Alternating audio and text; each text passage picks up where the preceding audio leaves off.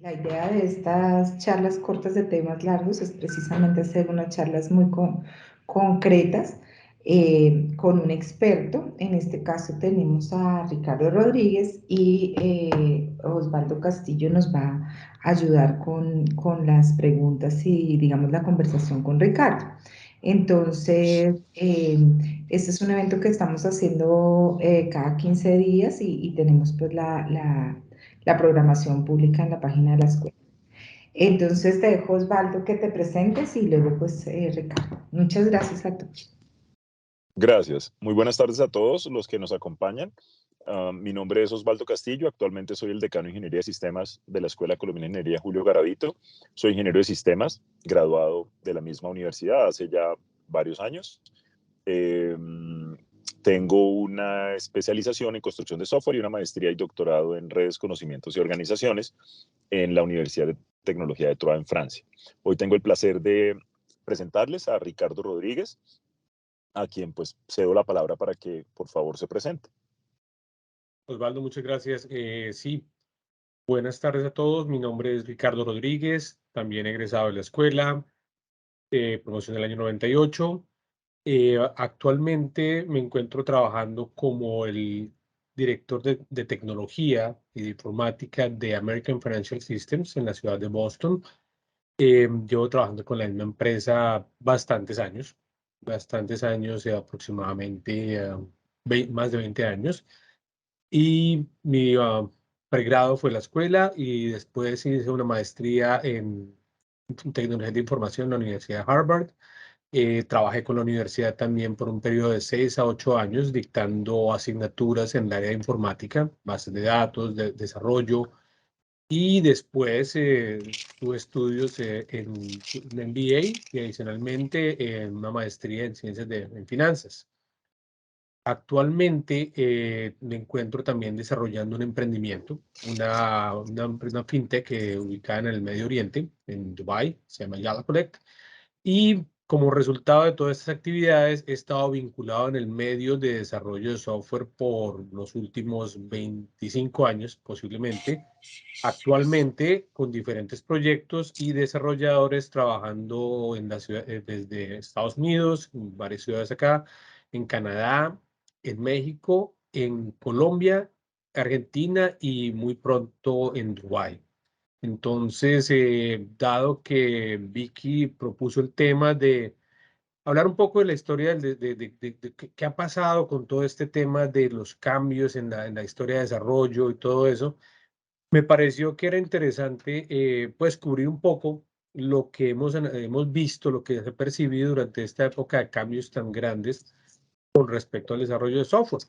Entonces, pues ya la idea es como poder explicar un poco qué ha sido la trayectoria de las empresas, qué ha pasado un poco, cómo se ha afectado el actor principal dentro del proceso de desarrollo de software, que es el desarrollador como tal. Obviamente es quien produce la materia prima de todo este proceso. Y si bien uno puede pensar que las cosas no han cambiado, la verdad es que sí lo han hecho. Ha habido muchos cambios directos e indirectos que son parte del panorama actual del desarrollo de software y del desarrollo empresarial. Ricardo, ahí me gustaría preguntarle a qué tipo de cambios se está refiriendo, porque usted menciona cambios directos e indirectos. ¿Cuáles son esos cambios? Sí, Osvaldo, el tema, la cuestión es la siguiente. Normalmente nosotros siempre hemos visto la parte del desarrollo de software como un aspecto tecnológico elevado, pero en realidad antes de la pandemia, de todos estos cambios dramáticos, no existía realmente mucha diferencia en muchos de los aspectos. Uno siempre esperaría que el área tecnológica estuviese más avanzada, estuviese un poco más automatizada, un poco más dispersa, pero realmente la cultura corporativa muchas veces no permitía que todo esto, que el desarrollador tuviese esa independencia, esa flexibilidad muchas veces, y se intentaba manejar procesos bastante rígidos, o sea, bastante alineados más con la cultura de negocios que con la dinámica del proceso mismo de desarrollar software. Entonces, no existía mucho esa digamos, la confianza o por lo menos como la disponibilidad de permitir a la persona que trabajara en su forma más cómoda o trabajando desde la casa, por ejemplo. Entonces, eso ha cambiado, o sea, eso no, nunca fue una realidad así tan tangible. Sí existían muchas organizaciones, pero no era realmente algo que estuviera completamente difundido dentro de todas las organizaciones, ¿no? Am, Más o menos es lo que, con lo que me refiero, a qué se podría esperar, pero que realmente no estaba en su lugar. Sí, y aquí aprovecho entonces para preguntarle, ¿este cambio solamente es en el ejercicio del desarrollo de software? Porque usted nos habla del trabajo en casa y de otras cosas que han pasado a raíz de la pandemia, eh, ¿o hay algo más que se pueda mencionar o resaltar al respecto?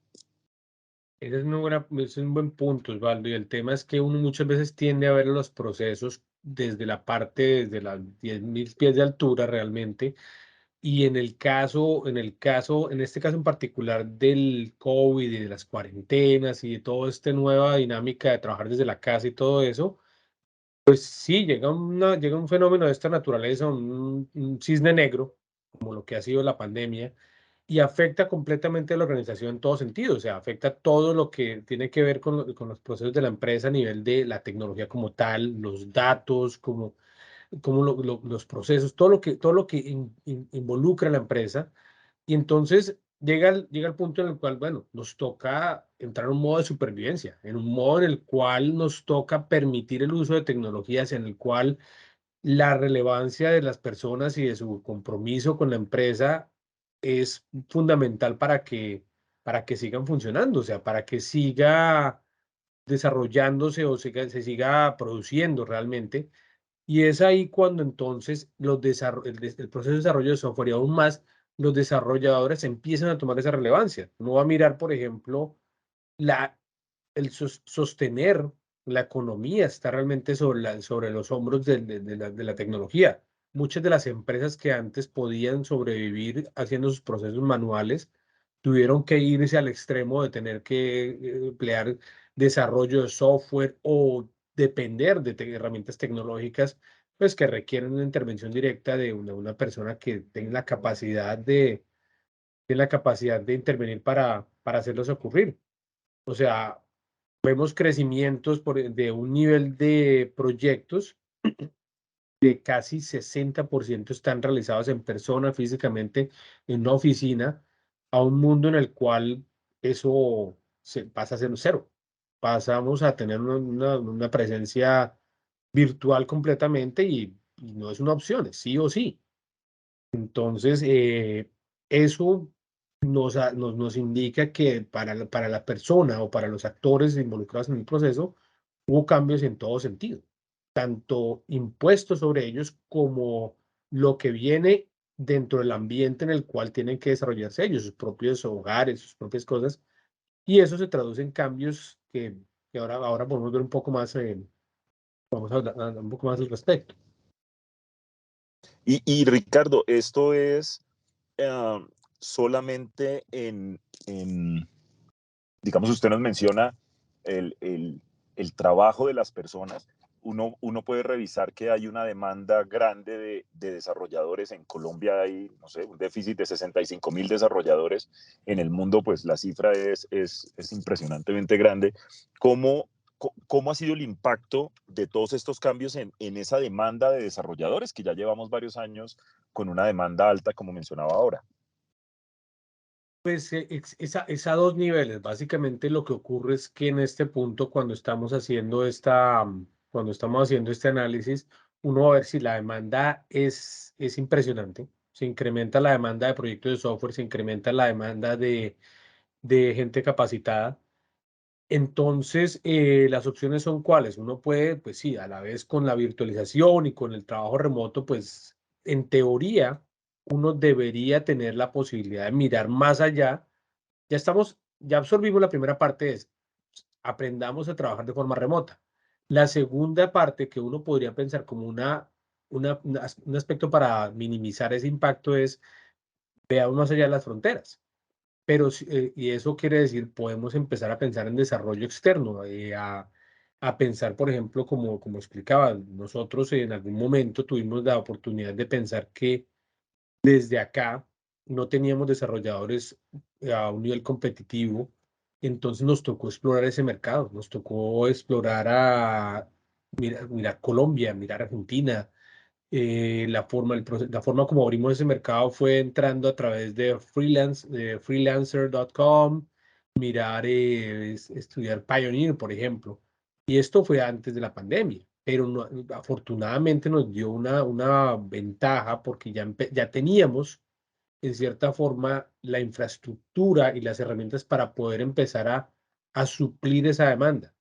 Esa es una de las cosas, es poder generar esa confianza en que las herramientas actuales y los procesos que nosotros hemos creado me permiten interactuar con gente de diferentes partes del mundo.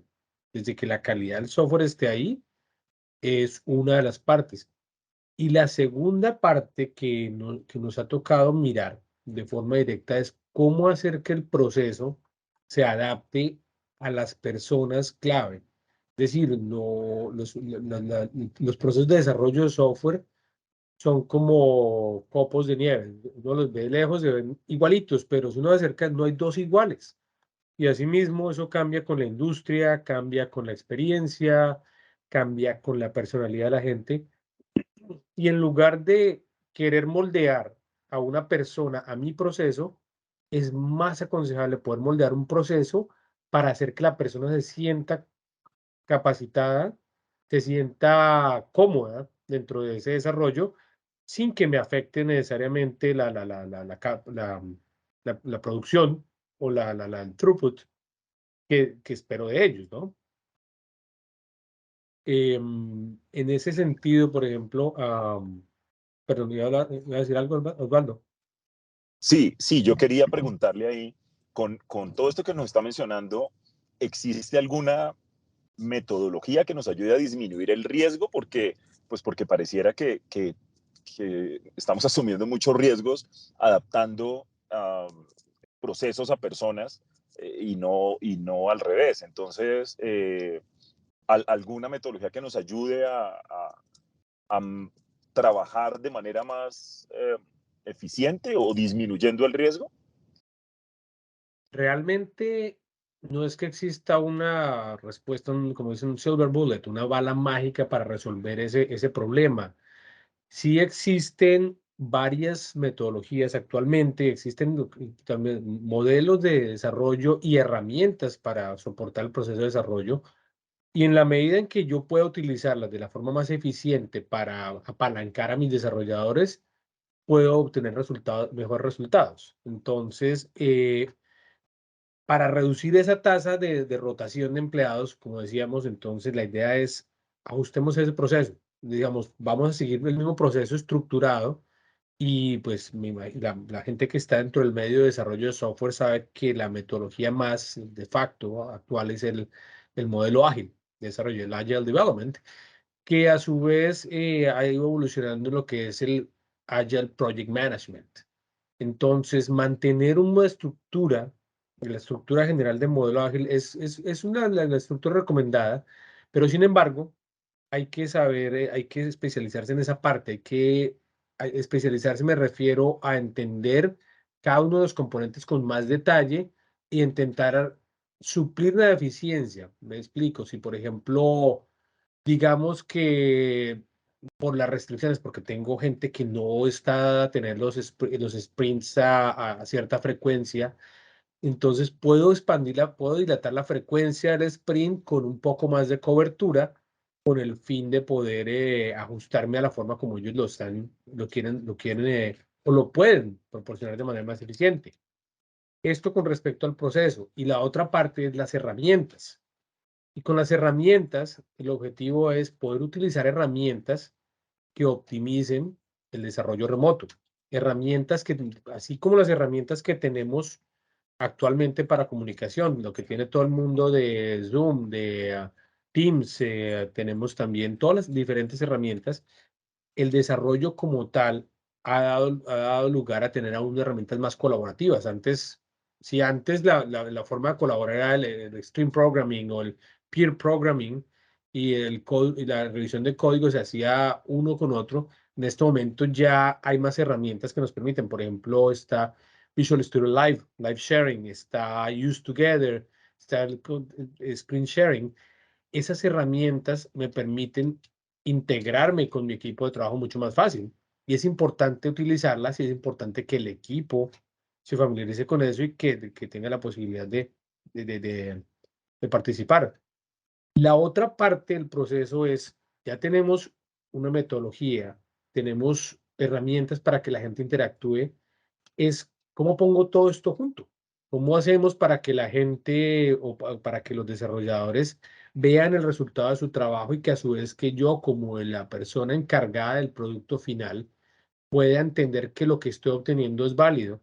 Y eso es lo que trabajamos ahora como las herramientas de automatización y en general lo que es los herramientas de DevOps, Development Operations.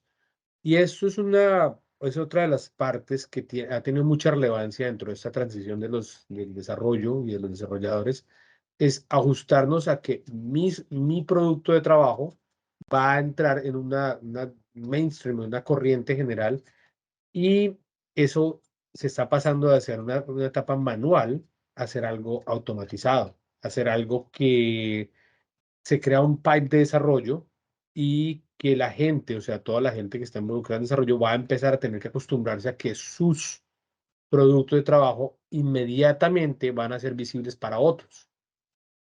Esto, por ejemplo, para la gente que trabaja con DevOps desde antes de la pandemia o desde antes de esto, ha habido algunos cambios. Ha habido algunos cambios. Antes de eso, la gente veía que los commits, por ejemplo, cuando yo ingreso código, uno veía que antes la gente ingresaba más cambios, entraba un cambio, entraba código al mainstream, entraba un cambio grandísimo.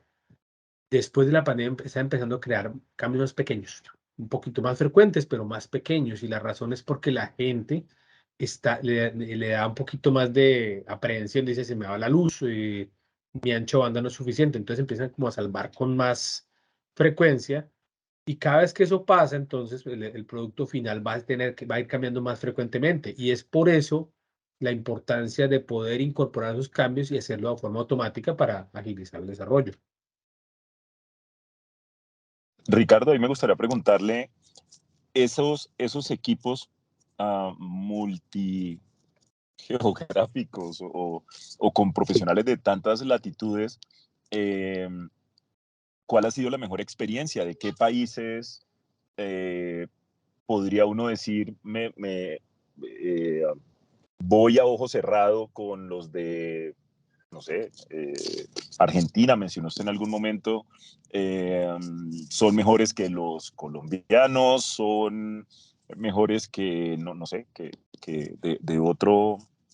de otra región, o en realidad la profesión está tan estandarizada que casi que la formación de cualquier país es similar? Es una parte bien interesante. Eso sí ha sido, digamos que en cuanto a esa parte del proceso, ha sido un descubrimiento de diferentes niveles, pero algo que sí me he dado cuenta es que cada equipo tiene como una especialidad o un objetivo en cierta forma. Digamos, por ejemplo, que en algún momento, cuando empezamos a explorar, así como en su momento yo llegué aquí a trabajar con la empresa con la cual estoy actualmente, fue una gran referencia. Mi jefe en esa época, él vio un artículo, una revista, y decía que después de la India, explorar near shore o no tener que cruzar no es un horario diferente, esta revista recomendaba Colombia, particularmente, y recomendaba Colombia bastante porque decía que el capital humano y digamos que el IQ colombiano era bastante alto dentro de la región. Digamos que dentro de Latinoamérica, por ejemplo, son Colombia y Argentina, han sido las mecas de desarrollo. Argentina posiblemente un poco más ha entrado en este proceso desde mucho antes que nosotros, pero en mi caso particular, por ejemplo, digamos que si yo voy a hacer una analogía con respecto al desarrollo de software, ambos equipos trabajan en dos productos diferentes, pero el equipo en Colombia está más dedicado a hacer análisis, a hacer lo que son tareas de largo plazo, lo que es entender la lógica del negocio y poder absorberla y poder producir código un poco más elaborado o más profundo, con mucho más contenido a nivel de negocios, mientras que el equipo que tenemos en Argentina es un poco más rápido, digamos, es como el policía que cuida la calle contra el SWAT team. Los de Argentina producen código a una velocidad, pero es código que es mucho más, es menos profundo, es más interfaz, es más transaccional. Entonces, no hay una métrica que la cual pueda comparar equipos así. Por ejemplo, el equipo que digo que estamos a punto de incorporar en Dubái es precisamente por la necesidad de suplir un soporte en las horas. No porque no tengamos la capacidad de hacerlo acá, sino porque ya la aplicación que se está entregando tiene que tener soporte localizado en la región en la cual se está proporcionando, ¿no? Para los clientes locales, para atender emergencias inmediatas, para atender pues todo lo que implica tener ese servicio en esa zona del planeta. Pero en general, nuestra capacidad de desarrollo está en muy buen nivel. Tenemos desarrolladores de primera categoría realmente. Y yo, si fuese a escoger más desarrolladores, me quedaría todavía por este lado. Yo creo que con eso que usted nos menciona, tenemos como un parte de tranquilidad desde las universidades en la tarea que se está haciendo y en la labor que estamos realizando en la formación de profesionales. Afortunadamente estamos en una etapa donde son muy demandados los profesionales en ingeniería de sistemas, al menos así lo reconocemos en Colombia con este nombre, ingeniería de sistemas, ciencias de la computación o informática, y vemos pues el déficit que hay de profesionales en el mundo. Quedamos tranquilos con la formación que estamos impartiendo y pues que es una disciplina que será demandada en estas cantidades pues por muchísimos años más. Ricardo, yo creo que para no alargar el tiempo que habíamos comprometido o en que lo habíamos a usted comprometido, me gustaría pedirle que nos ayudara a cerrar esta charla con alguna frase, con alguna idea sobre cambios que han pasado en el proceso de desarrollo de software. No, más que una idea y todo eso es como realzar lo que usted dice es muy cierto, realzar y dejar el mensaje a la gente que el déficit de profesionales es enorme, que el potencial que se tiene es elevadísimo, o sea, la demanda sigue creciendo en este momento, que el desarrollo de software, desde la ingeniería, estamos teniendo un momento fundamental en el cual las personas que lo adopten desde ya y que empiecen a involucrarse de forma directa con respecto a la profesión, van a tener una fuente de trabajo y un potencial de crecimiento bastante alto, bastante amplio, que el potencial está ahí, que la demanda existe, que actualmente sí ya estamos entrando y estamos entrando fuerte con mercados a nivel mundial porque los powerhouse, digamos, la India y todo eso, en cierta forma han visto la retracción porque la diferencia horaria, porque en cierta forma sin querer ser un detractor, la calidad del producto no se acerca a lo que nosotros tenemos porque ya la demanda es diferente y los estándares son diferentes. Entonces tenemos un potencial bastante alto, podemos tener la capacidad de llegar a una tasa de producción de software bastante elevada y de alta calidad, como decía, mayor calidad, mayor IQ detrás del producto final. Y eso lo tenemos.